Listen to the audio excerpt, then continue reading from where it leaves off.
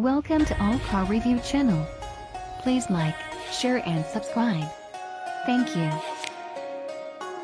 Land Rover is a little late to the PHEV party, but with its unique blend of luxury and genuine off-road prowess, it promises to bring new appeal to the luxury SUV segment. Initially, the thought of a full-size Range Rover plug-in hybrid PHEV with a 4-cylinder petrol engine didn't make any sense at all. I just couldn't get my head around it. Then, something strange happened. I was creeping through heinous LA traffic in silence behind the wheel of the 2018 Range Rover PHEV, albeit in pre-production prototype form, and the serenity of the cabin started to make me think there might not actually be anything that is more Range Rover than the silence afforded by a PHEV powertrain. What exactly does pre-production prototype mean in terms of the driving experience? According to Land Rover, these vehicles are 95% of what the final production car will be, but that 5% that needs to be finished off will make a real difference. For example, everything works, including the satellite navigation and electronics, but aspects like the suspension tune, throttle calibration, and transition from electric to petrol propulsion haven't yet been fully dialed in. A feeling of effortlessness, especially in the transition between the two drive modes, is non-negotiable according to Land Rover engineers. A Range Rover is, after all, the pinnacle of luxury within the group. For example, the hybrid system obviously adds a fair wedge of extra weight to the Range Rover, and the suspension system has needed to be re-engineered to compensate for that.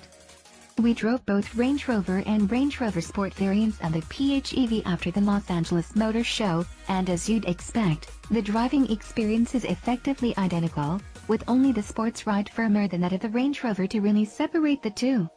There will be some calibration differences when you flick the Sport into dynamic mode too. Here, we'll concentrate on the Range Rover specifically. The PHEV models will go on sale in Australia in mid-2018, while the rest of the range kicks off from March 2018. As a guide, the Range Rover PHEV will start from around $190,000, placing it just above the entry-level diesel in the range. Don't make the mistake of looking at the photos and thinking the changes for 2018 are a few styling tweaks.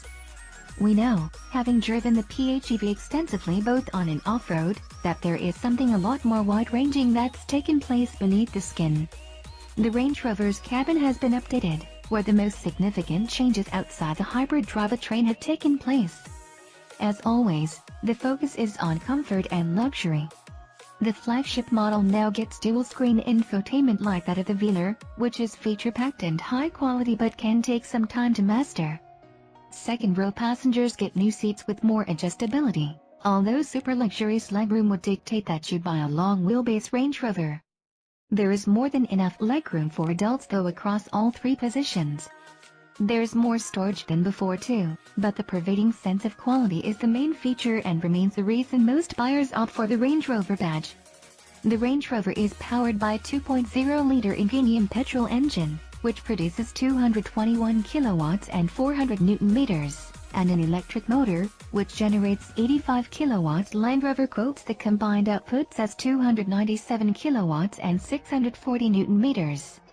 Power is sent to all four wheels through an 8-speed automatic gearbox, developed in conjunction with gearbox manufacturer, ZF.